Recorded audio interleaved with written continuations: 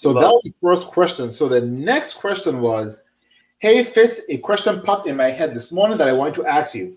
For people with Medicare Advantage plans, does their insurance follow the 20% to the secondary, the same as Medicare does, or do people with Medicare Advantage plans have secondary plans? So the answer to that question is, let's rewind a little bit to answer that question. So Medicare, as I told you guys, has 4 parts. We have Medicare Part A, Medicare Part B, Medicare Part C, and Medicare Part D. Medicare Part A covers the hospital stay, inpatient, home health. Medicare Part B covers outpatient. So, imaging, x-rays, physical therapy, doctor visits, specialist visits. That's on the Medicare Part B. Medicare Part C is a Medicare Advantage plan. So this question was about Medicare Advantage plans. Now, when a Medicare Advantage plan is in place, when a patient is under a Medicare Advantage plan, that replaces traditional Medicare in 2 ways. In one way is that Medicare Part A and Part B, the patient still has that, but is no longer active because the Advantage plan is active. And the second part is these Advantage plans typically would pay the entire cost of the care, or the patient has a copay. So the patient will no longer have a secondary insurance. If the patient has Medicare Part C or a Medicare Advantage plan, they no longer will have a secondary or supplement insurance covering. Now, there may be some rare cases where there may be some new secondary plans that I'm not aware about, but for the most part right now, once Medicare Part C is in place, most patients will have everything fully covered by that commercial plan, or they'll have a copay or a co-insurance that they must pay when they're seeing you for physical therapy. Okay, so Fitz, yeah. Medicare Part C is the Advantage plan, is that correct? That's correct, yes. Okay, and then the Med C, is that, I believe what you said, is that like basically a private insurance, or if the person has Medicare Advantage, do you treat it like it's a regular Medicare plan, or do you treat it like it's a private insurance like Blue Cross Blue Shield? 10 points for you. Very good for remembering. Yes. So Medicare Part A and Part B, typical Medicare is federal. That's the federal insurance, the federal government, Medicare, Medicaid, all federal.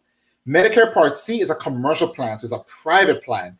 So the difference is that how Medicare Part C plans work, or Advantage plans, is Medicare contracts these companies to provide Medicare-related coverage. Now, the good thing is about these plans is, and the bad thing is, that they don't follow every single Medicare rule, but that's also the bad thing too. So you have to, research the plans, and each plan see what their coverage is. Some plans will cover a set amount. Some plans will cover unlimited.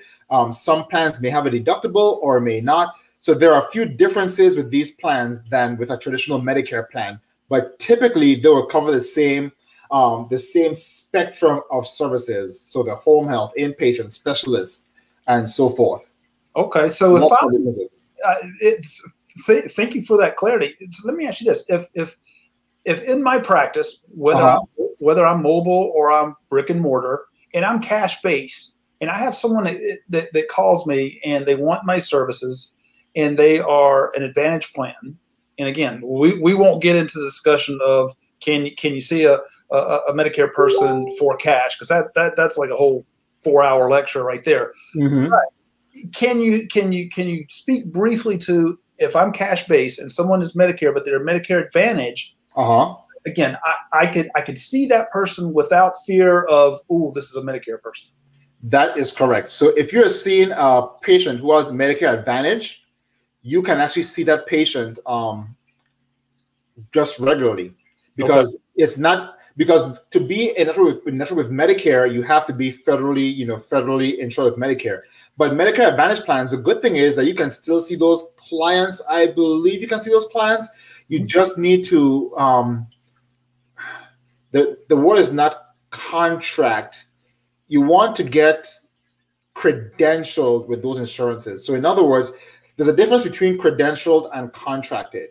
Okay. If I'm credentialed with an insurance, that means that insurance views me as a practice that does rehab or does what I'm doing, and they'll pay for those services. Right. So they see you as a legit rehab facility or provider. You're not just someone that's trying to scam the company. Yeah, you're not like Joe Blow on the street who just said, "Hey, I'm a physical therapist, pay me." You're not one of those. You did all the right things.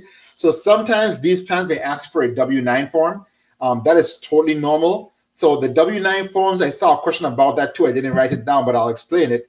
It just is just a document that they need, and what I give my my contractors too. So if you pay somebody over $600, they must give you a 1099 form, right? So the W-9 form is something that they use so that they can have all the information if they need to give you a 1099 form. And it helps to legitimize everything. So yeah, as far as I understand, you don't have to be credentialed with Medicare to see a Medicare Advantage patient.